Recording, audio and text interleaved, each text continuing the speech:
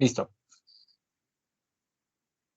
Bueno, bienvenidos a esta segunda parte del curso. El curso tiene como tres grandes partes. La primera es la cinemática, que es como describir el movimiento y ya. La segunda parte es esta de la dinámica, que es donde queremos ver como las causas del movimiento, pero también queremos describir el movimiento de otra manera, con unas nuevas cantidades muy útiles como la energía. Entonces vamos a hacer como dos cosas. Lo primero es como trabajar mucho las leyes de Newton y aplicarla a casos pues típicos, ¿no? Que la cuerda, que la tensión, que la polea.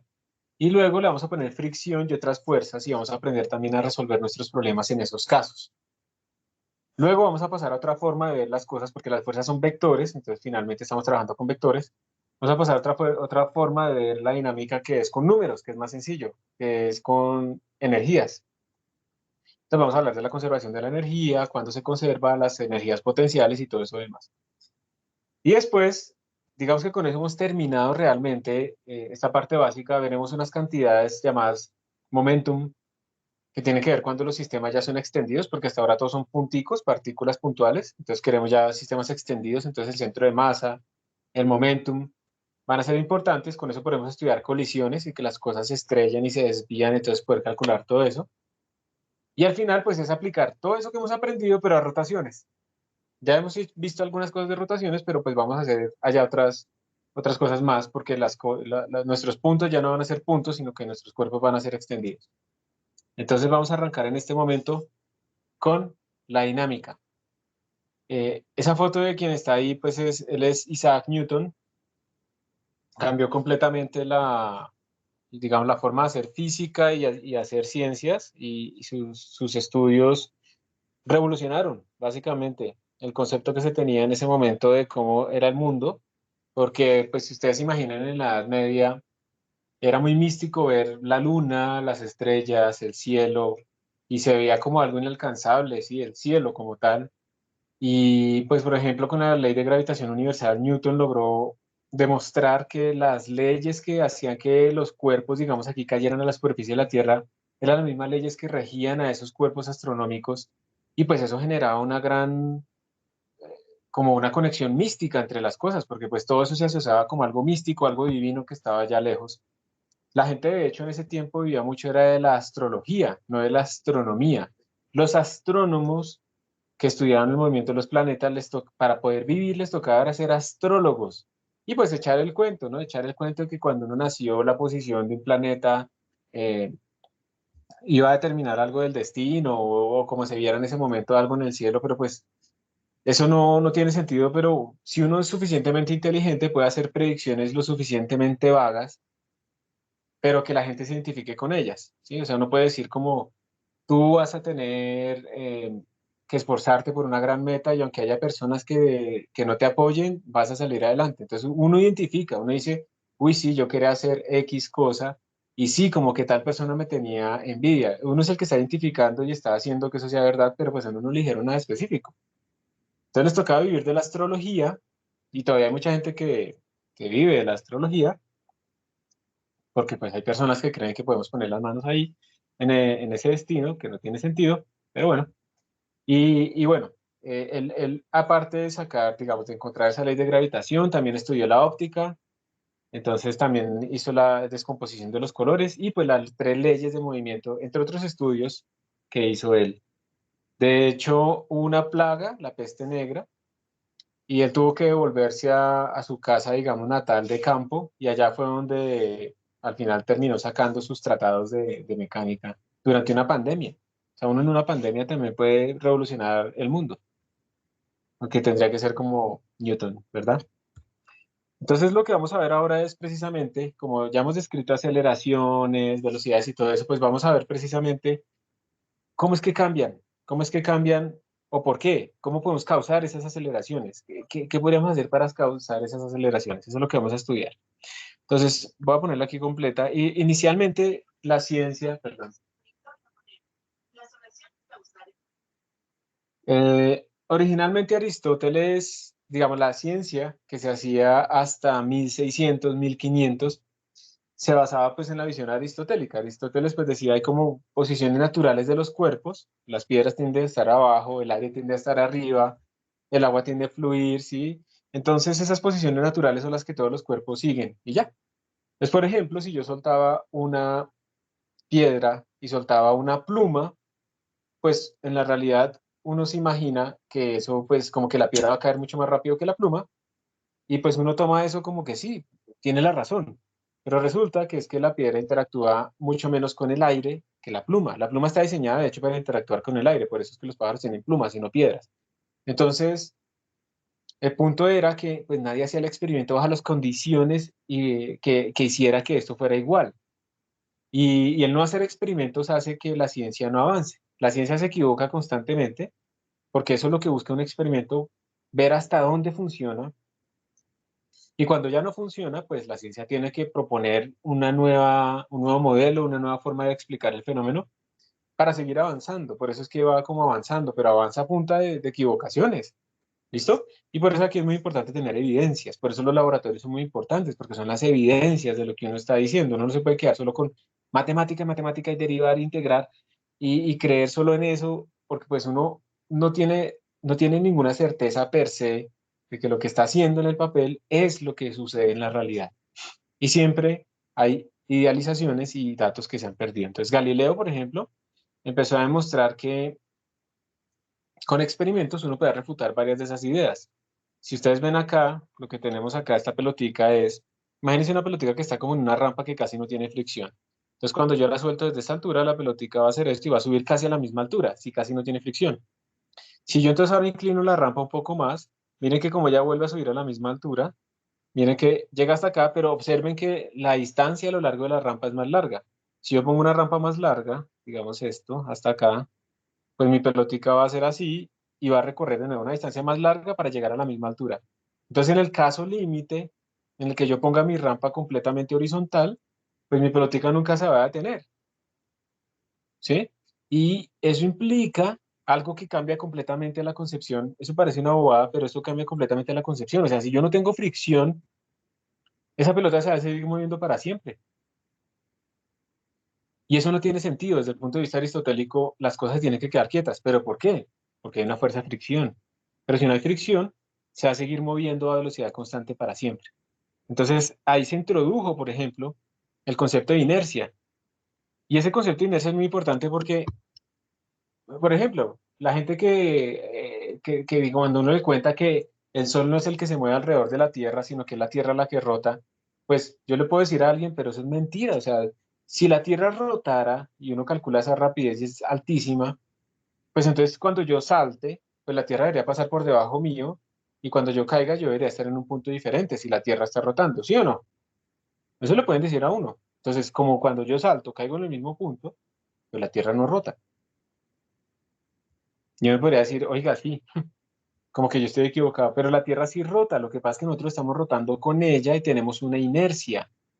Entonces, de la misma manera que cuando yo voy en un bus, en un carro y tengo una monedita en la mano y la lanzo hacia arriba y vuelve a caer en mi mano, si esa monedita perdiera contacto con mi mano, ella no sabe que se está moviendo en un carro, entonces tendrá que moverse hacia atrás para que respecto al andén se quedara quieta en un punto, pero no. Respecto al andén lo que se va a ver es que la monedita hace un movimiento parabólico porque va moviéndose con el carro, pero respecto al carro la monedita hizo solamente movimiento vertical, porque tiene inercia, se tiene que ir moviendo conmigo.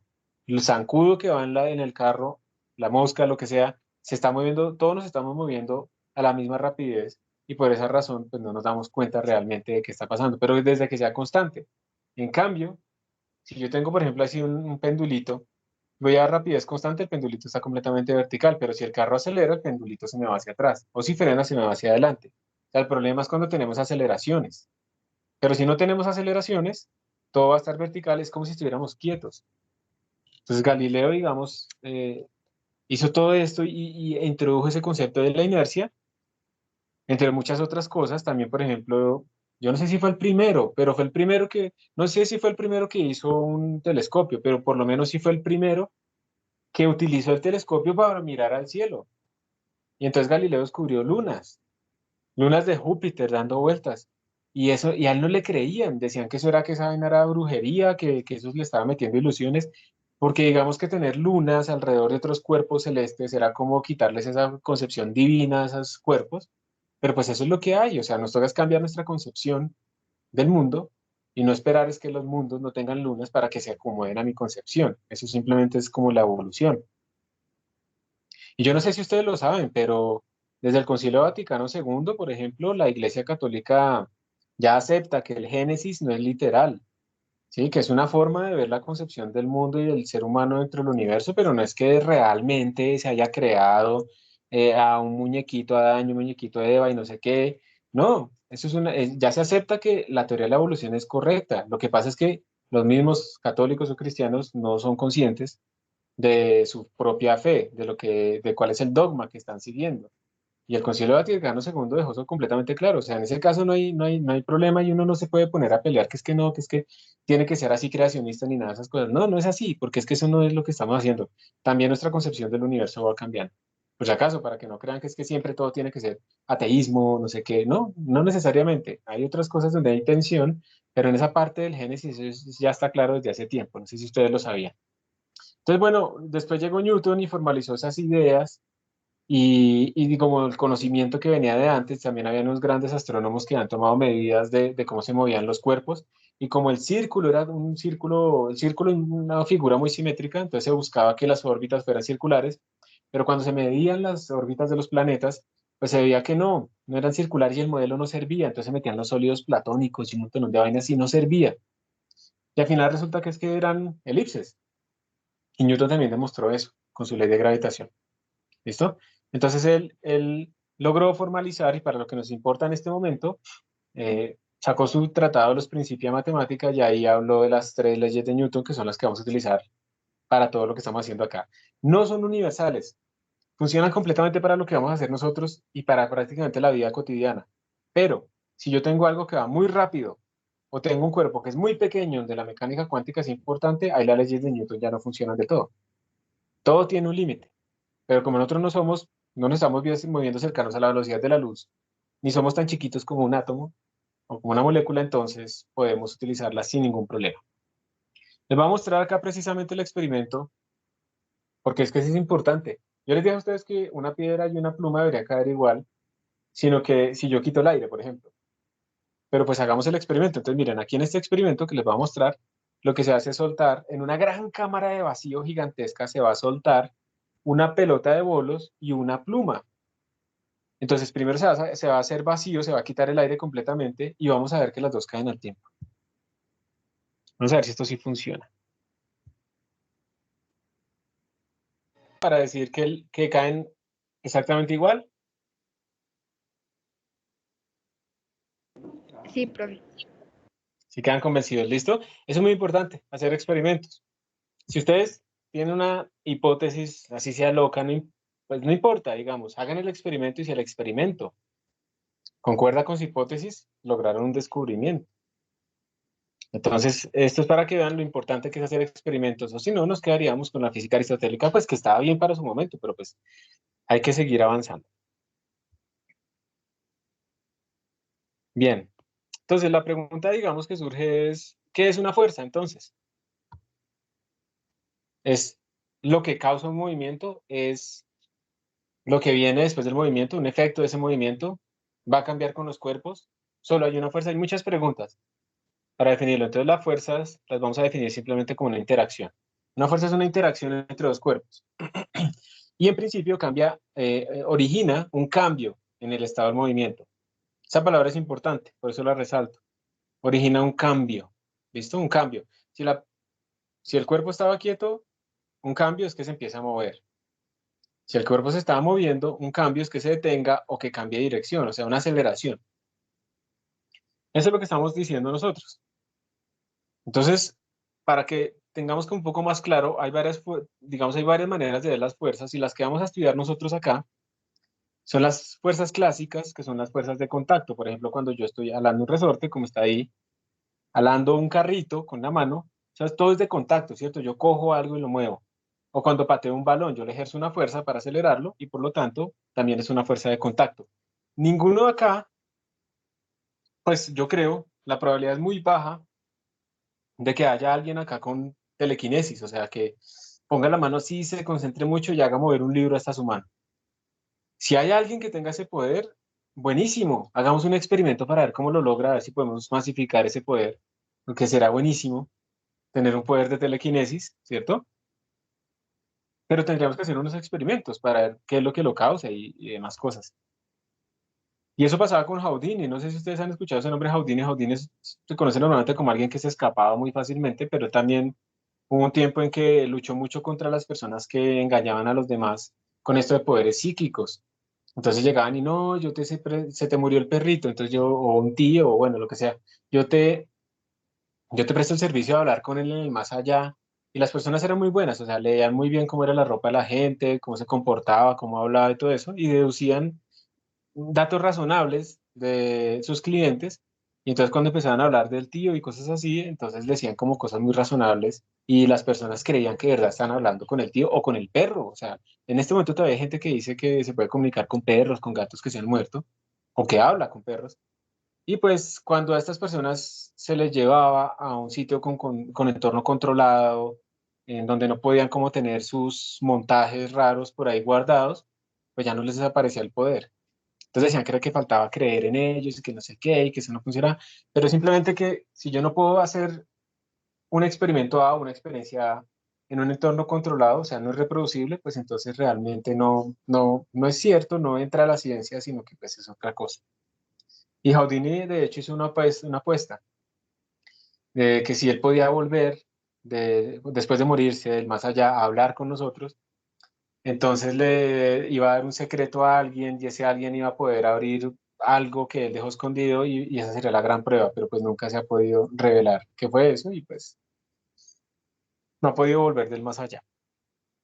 Además sería muy bobo, ¿no? O sea, uno poder realmente volver del otro mundo a ir a asustar a la gente o a jalarle los pies por la noche o si solo aparecer borroso por ahí en un cementerio, pues, o sea, si uno de verdad pudiera volver sería buenísimo. Me daría mucho miedo, pero si uno pudiera realmente interactuar con un fantasma, eso rompería un montón de leyes también probablemente nos daría una física nueva y unos nuevos descubrimientos para poder tener probablemente levitación o un tipo de energía nueva. Entonces sería buenísimo, pero pues realmente eso nunca se ha podido lograr. Entonces, esas fuerzas son de contacto, pero lo que les quiero decir es que lo fundamental es que nada es de contacto, realmente casi que no tenemos contactos. Realmente lo que uno tiene son fuerzas de campo. Esta primera fuerza que tenemos acá es la fuerza gravitatoria, esta es la gravedad. La gravedad simplemente ocurre cuando un cuerpo tiene masa. Entonces atrae otros cuerpos con masa hacia sí, o se siente atraído hacia la masa. Por eso, digamos, en el universo las cosas tienden a concentrarse. ¿Listo?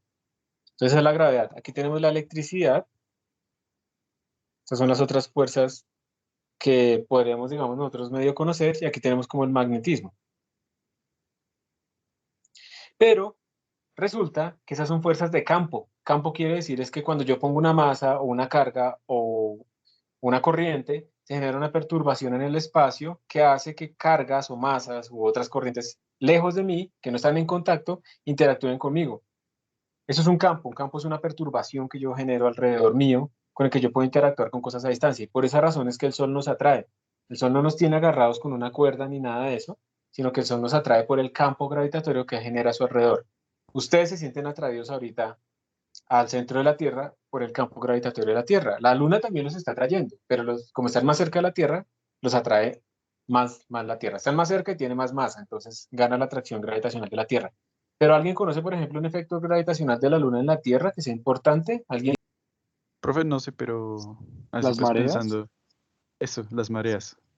Las mareas, muy bien. Las mareas son precisamente el efecto gravitacional de la Luna sobre los océanos. Entonces, por eso es que se sube y se baja la marea, dependiendo de precisamente de la posición de la Luna y la rotación de la Tierra también. Entonces las mareas son un fenómeno gravitacional donde uno puede ver realmente cómo es que la Luna afecta las masas en la Tierra y por eso es que, digamos, se presenta ese fenómeno con periodicidad dependiendo de la rotación sobre el eje mismo de la Tierra. Entonces son campos gravitacionales. A ustedes en este momento los está trayendo el Sol, los está trayendo Alfa Centauri, pero realmente la fuerza gravitacional dominante sobre ustedes es la de la Tierra. Yo los estoy atrayendo en este momento, ustedes me están atrayendo a mí, pero pues todas esas fuerzas son tan pequeñas porque todas las masas del universo nos atraen a todos, pero son tan pequeñas comparadas con la de la Tierra que gana la de la Tierra. Pero todas son a distancia. Y este concepto del campo fue muy complicado, digamos, para que la gente lo absorbiera. Por ejemplo, las personas cuando lanzaban un arco no entendían por qué se movía eso, y eso tiene que ver con la inercia, ¿no? Cuando yo lanzo una flecha en un arco y lo suelto, entonces el caucho del arco está empujando mi flecha, pero cuando pierde contacto mi flecha sale y ya nada la está empujando. Y eso era un misterio para las personas anteriormente, ¿por qué se mueve si nada la está empujando? Entonces inventaban así que cuando la flecha iba para adelante, movía el aire y el aire venía acá y la empujaba, o sea, un montón de mecanismos, pero pues es simplemente por inercia, ya tiene una velocidad, no hay ninguna fuerza sobre ella, se va a mover. Pues la fuerza del aire la va a retardar. Entonces, esta cuestión del campo realmente es lo más fundamental. Y de hecho, ustedes en este momento, ustedes no sé si saben, pero ustedes están levitando. ¿Sí lo sabían o no sabían que están levitando? No, profe. Pues hay varias maneras de verlo. La Tierra está... ¿En dónde está la Tierra? Pues está en el espacio, ¿sí o no? La Tierra es una nave espacial, porque nos estamos moviendo todos en el espacio.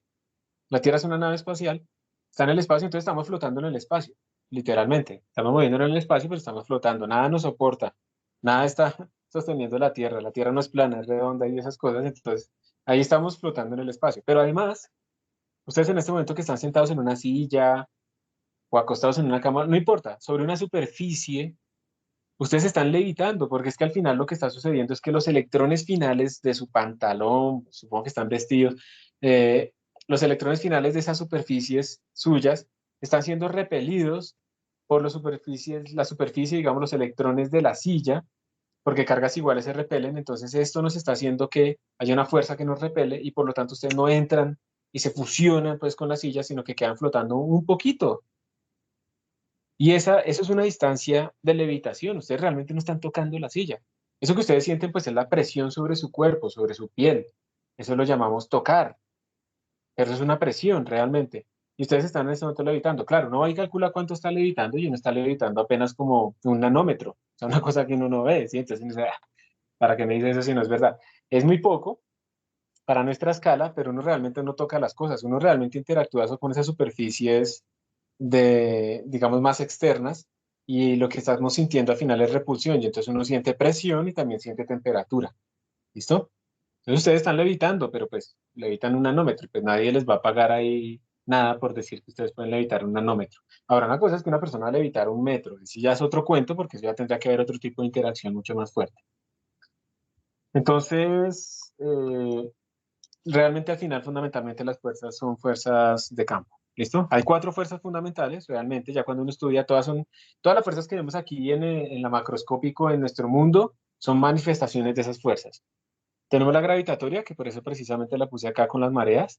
Tenemos la electromagnética, entonces aquí hay unos relámpagos, que no es cuando Dios está bravo, entonces lanza un relámpago o algo así, eso es un fenómeno natural normal que ustedes lo van a estudiar en electricidad y magnetismo, si tienen la certeza, podemos, en electricidad y magnetismo hay un aparato que se llama generador de Van der Graaf, que puede acumular más o menos 4.000 o 5.000 voltios en su cúspide, y si ustedes acercan, eso es un laboratorio que hacemos siempre al inicio, ustedes acercan su mano, sale un rayo pequeño, una descarga que cae en sus dedos, en sus nudillos, en las puntas, y eso es hasta sabroso, o sea, eso es un laboratorio muy interesante porque la gente vaya y le salen ahí relámpagos y no es peligroso, ¿listo? Porque si no, no los dejaríamos hacerlo. Obviamente uno de estos en la naturaleza sí es muchísimo más peligroso, esto sí lo puede matar a uno porque la corriente es muchísimo mayor, la diferencia potencial es gigantesca y por eso cuando uno está en una tormenta eléctrica, pues lo ideal es no estar descubierto, no estar cerca a cosas puntudas ni llevar pues algo metálico porque eso sí es muy peligroso. Pero hay otras fuerzas más fundamentales, hay una que se llama la fuerza electrodébil, pero no es que tenga nada de débil, es más fuerte que la fuerza electromagnética y tiene que ver con los fenómenos de radioactividad. Y hay otra que es la nuclear, que es la que mantiene a los núcleos unidos, porque es que resulta que en un núcleo atómico yo tengo neutrones, listo, no pasa nada, pero tengo un montón de protones y los protones son de cargas iguales y están muy cerca, y entonces eso genera unas fuerzas de repulsión gigantescas. Entonces tiene que haber otra fuerza que los mantenga unidos. Se llama la fuerza nuclear fuerte. Y tienen como rangos de aplicación. La fuerza nuclear fuerte es muy localizada en el núcleo. La fuerza electrodébil también es muy localizada como en radios así atómicos. Y la fuerza electromagnética es de alcance infinito y la fuerza de gravedad también es infinita. La más débil de todas es la gravedad, que es curioso, ¿no? Porque si uno se cae, uno se pega bien duro y uno dice, no.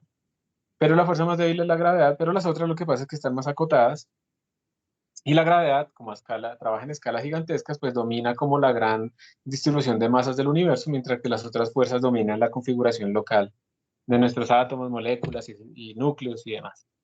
Entonces realmente solo tenemos estas cuatro fuerzas fundamentales. Eso es lo que se investigado.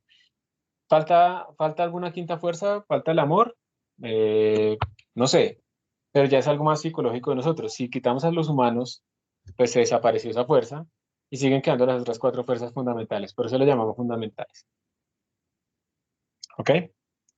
¿Hay alguna pregunta hasta acá?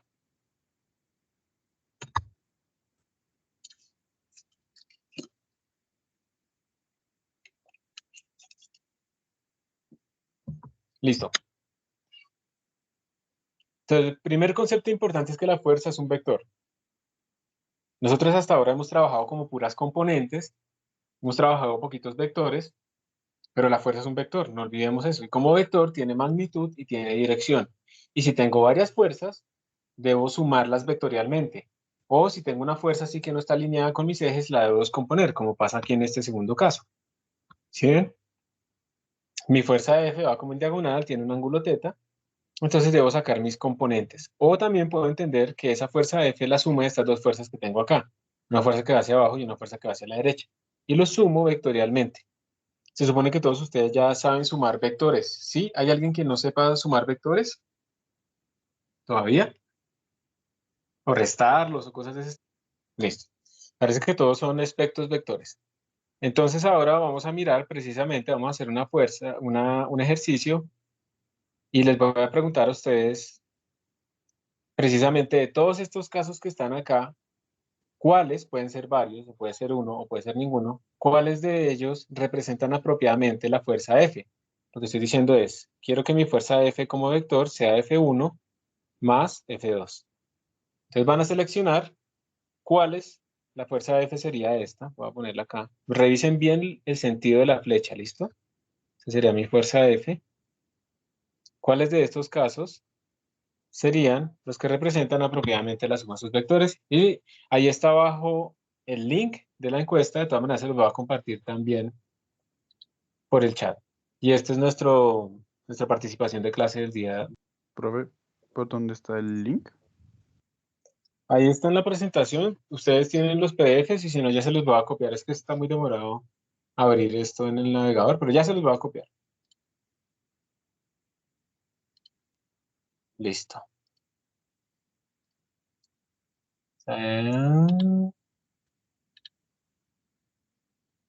Listo, ahí se los copié por el chat oficial.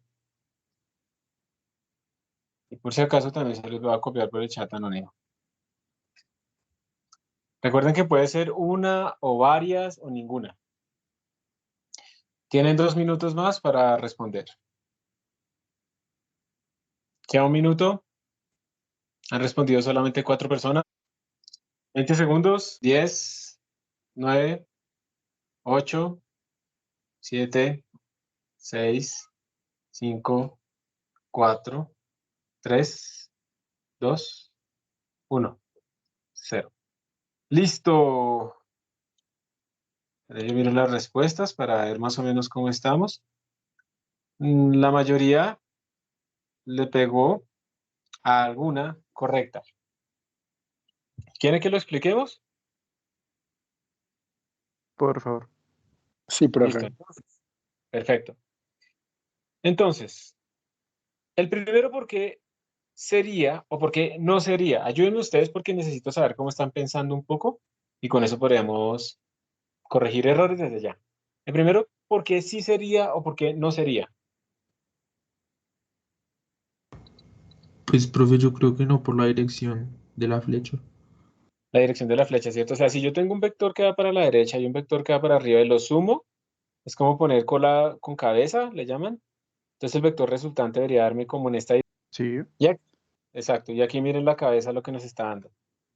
Entonces, realmente este vector f que salió acá no es un vector que es la suma, sino que es un vector que va de f1 a f2. O sea, este vector f, si alguien quiere saber, sería f2 menos f1, porque va de 1 a 2. Va de 1 a 2. Entonces, realmente no es la suma, pero es sobre todo, aquí lo que importa es la dirección, que nos estamos buscando esta dirección. Ese es el vector suma de esos dos vectores F1 y F2. El caso B. El caso B tampoco nos sirve, ¿cierto? Lo que estamos buscando es esto. El caso B es un vector que va de F2 a F1, o sea que este F realmente es F1 menos F2. Simplemente no lo tienen que escribir, se los estoy escribiendo por si les interesa. El caso C, ¿qué dicen? ¿El caso C sí sirve o no sirve? No, ¿Por qué no? porque sigue siendo como... O no mentiras. No mentiras, sí. Sí Porque ya sirve no porque es como es del... No, sí sirve, sí sirve. Es como la Sí idea. sirve. Exacto. O sea, miren, así como está dibujado, lo que se está haciendo en ese caso es F2 más F1. ¿Por qué? Porque primero se tomó F2 y luego en su cabeza se puso la cola de F1. Por eso, digamos, estoy diciendo que es F2 más F1. ¿Listo? Pero resulta que si estamos hablando de vectores, la suma es conmutativa. Entonces esto debería ser lo mismo que F1 más F2. ¿Qué significa F1 más F2? El caso D. Miren que en el caso de yo estaba haciendo F1 más F2. Pero observen que el vector de resultado, que es este F, miren que ese vector es el mismo. ¿Y por qué es el mismo? O sea, ¿por qué uno dice que un vector es el mismo? Voy a quitar esto. ¿Cuándo un vector es... Cuando tiene la misma magnitud y la misma dirección. Exacto. No es que tenga las mismas componentes, porque eso depende del sistema de coordenadas. Pero si ustedes miran el caso C y el caso D, el vector F que sale ahí, ¿tiene la misma dirección? ¿Tiene la misma magnitud? ¿Sí o no? Sí, profe. Sí, ¿cierto? Entonces, este funciona y este también funciona. ¿Y el E? ¿Qué dicen del E? También funciona porque es igual. También funciona, ¿sí o no? Es igual. Es el mismo vector. Simplemente es esto que tenemos aquí arriba. Yo puedo sumar primero a 1 y luego a 2, o primero a 2 y luego a 1. Aunque ustedes no lo crean, hay algunas cantidades que parecen vectores, pero que no son conmutativas. Esto es conmutativo. Conmutativo es que yo puedo cambiar el orden. Hay unas cantidades donde F1 más F2 no es lo mismo que F2 más F1. Y las vamos a trabajar en este curso. Se llaman las rotaciones. Hay unas rotaciones, si yo hago 3 rotaciones y cambio el orden, no me va a quedar el cuerpo de la misma manera. Entonces hay que tener mucho cuidado porque hay cosas que parecen vectores, pero no lo son. Sin embargo, todo lo que estamos aquí haciendo acá son vectores. Bueno, y el último caso, el F, ¿funciona o no funciona? No funciona. No funciona. Está invertido, ¿cierto? En dirección. Entonces realmente este caso de F sería como menos F1 más F2. O sea, es el vector suma, pero invertido. Le puse un menos para voltearle completamente la dirección. Entonces queda claro entonces esto de la suma de vectores, cómo puedo yo tener el mismo vector escrito de varias maneras. Sí, señor. Listo. Entonces la mayoría cogió al menos una, ¿cierto? De las tres. La mayoría. Importante que quede claro por qué no el A, por qué no el B. Entonces ahora pues vamos a empezar con las tres leyes de Newton, comenzando por la número uno, la ley de la inercia. Son tres leyes. Ley de la inercia, que digamos, ¿cómo se diría?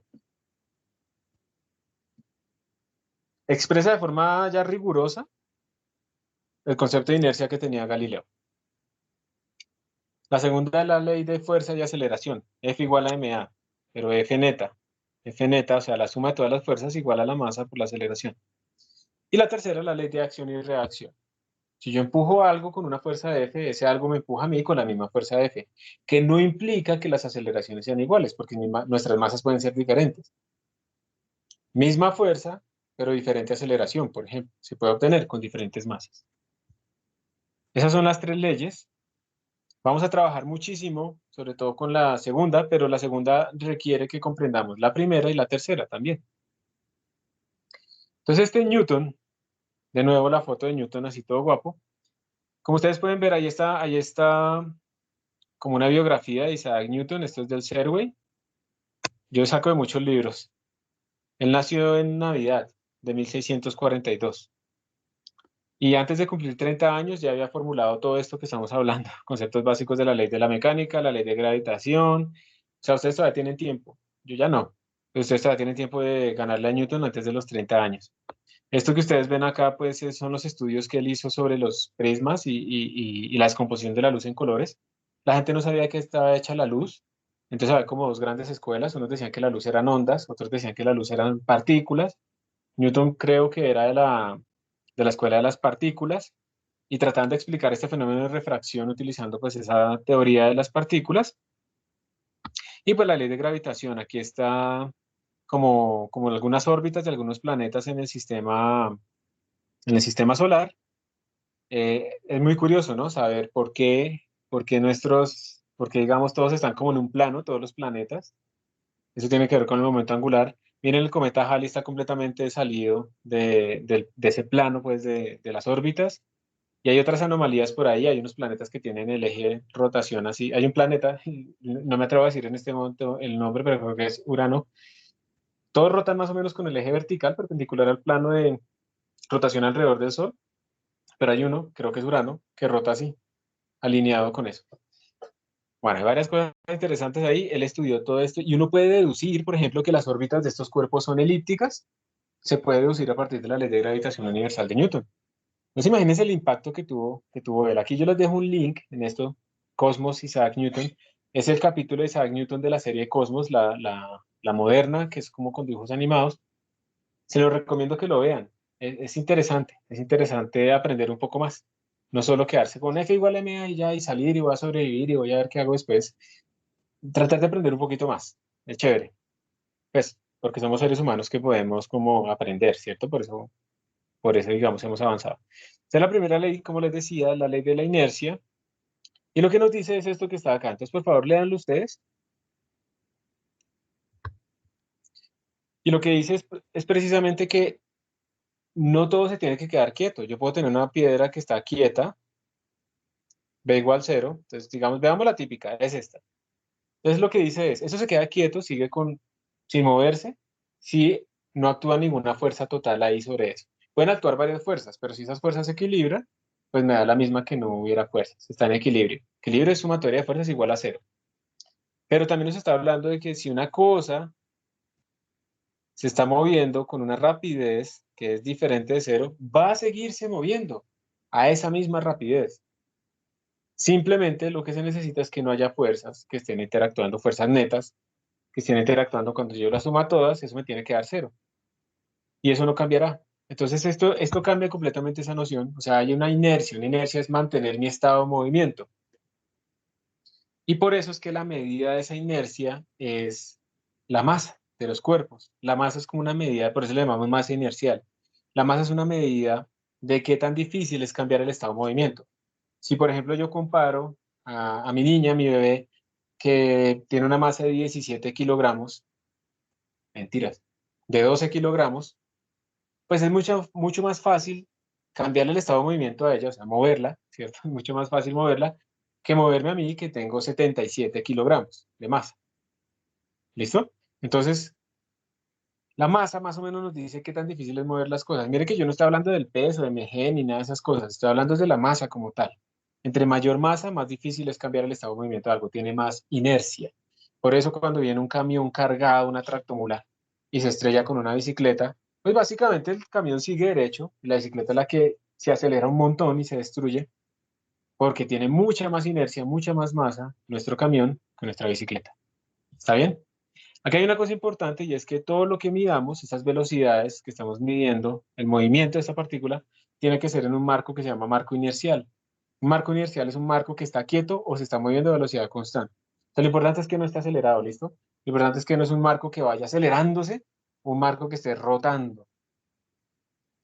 Entonces, mire que casi todo el movimiento que nosotros hemos descrito hasta ahora ha sido con el marco de referencia como de la Tierra, pero la Tierra será un sistema inercial, ¿usted sí cumple que no está acelerado? ¿No está acelerado, profe? Sí, si la Tierra está acelerada o no está acelerada. Ustedes qué dicen, digamos, si yo mido todo respecto a la superficie de la Tierra en este momento, respecto a la silla donde ustedes están en este momento, ¿eso será un marco de referencia inercial? O sea, ¿no tiene aceleración o sí entra aceleración? No tiene aceleración. No tiene. Sí tiene, profe. Si tiene, ¿cuál tiene? No, no sé. Pero tú, ¿por qué dices que sí? O sea, yo digo que sí tiene porque siempre vamos, o sea, la Tierra siempre va como en una velocidad, ¿no? Como en un... La Tierra está rotando alrededor del Sol. Entonces está acelerada porque está rotando. Así sea no sea un círculo, está haciendo una superficie así. Una superficie, digamos, una curva que no es recta. Entonces está acelerada. Además, la Tierra rota sobre su eje. Entonces nosotros en este momento, como estamos siguiendo un círculo, nosotros estamos en un sistema que no es inercial, realmente. Y eso se puede ver a gran escala con las tormentas. Pero en pequeña escala podemos utilizar todavía la Tierra como un sistema inercial. Simplemente la aproximación de eso es relativamente buena si hacemos experimentos a nuestra escala, ahí en el laboratorio, en nuestra casita. No pasa nada. Pero la Tierra, pues de todas maneras, es un marco no inercial. Pero lo podemos usar para nuestros experimentos sin problema.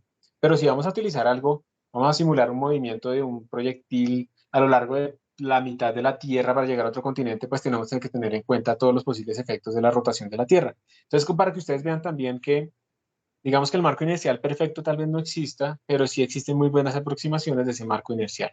Entonces, ambos tenían relativa razón. O sea, Melanie decía que no estaba acelerado, y eso es cierto, digamos, localmente, pero Diego decía que sí está acelerado, y eso también es cierto. Entonces, digamos, hay como una transición y depende. Ah, Nicolás, adelante. Profe, ¿puedes subir un segundo? Por favor. No, más abajo, en la primera, donde decía primero, eso ahí. Lo que pasa es que dice, a no ser que actúe en él una fuerza. O sea, yo pienso en un camión, por ejemplo, que está andando con una velocidad normal y le afecta el aire o una fuerza, pues no va a cambiar, va a seguir igual, ¿no? Lo primero es esto, fuerza resultante. O sea, tú puedes tener muchas fuerzas, pero lo que necesitas es que la suma de todas esas fuerzas no te dé cero. Si digamos tú tienes un camión, y es muy buena pregunta, tú tienes un camión y el camión se está moviendo hacia allá, hacia adelante, digamos, a una velocidad. Si yo digo que esta velocidad es constante, pues uno dice, pero es que ahí hay fuerzas. Hay unas fuerzas como que el viento, ¿cierto? Le hace una fuerza de retardo. La fricción también está haciendo, bueno, pero ahí hay un detalle. Pero digamos que hay un viento que lo está frenando. Entonces lo que estamos diciendo es que la fuerza que hace ese viento y la fuerza que hace el motor que se le transmite a las llantas, esa suma de esas dos fuerzas, ¿cuánto me tiene que dar? Para que siga una velocidad constante, para que esté en equilibrio. Esa suma me da. Entonces lo importante, y es muy buena pregunta, Nicolás, lo importante no es que no haya fuerza, lo importante es que la suma de mis fuerzas me dé cero para estar en equilibrio, para moverme a velocidad constante. ¿Listo? Listo, profe, gracias. Muy buena pregunta. Y pues por eso es que pasa esto con las tractomulas. Ustedes a veces, digamos, van en carretera y van desesperados porque el de la tractomula va lento y a una velocidad constante y no les deja pasar. Pero es que resulta precisamente que cuando uno frena en una tractomula, uno frena las llantas de la tractomula, pero la carga no tiene frenos. Entonces la carga sigue. Como cuando ustedes van en un carro y se les frena el carro, ustedes se van hacia adelante. De la misma manera la carga se va a ir hacia adelante. Entonces él no puede ir a una velocidad gigantesca. Porque si llega a frenar, porque se atraviesa una vaca, un niño, sí, cosas normales en nuestras autopistas, entonces resulta que va a frenar en seco, pero entonces se le va a venir la carga encima.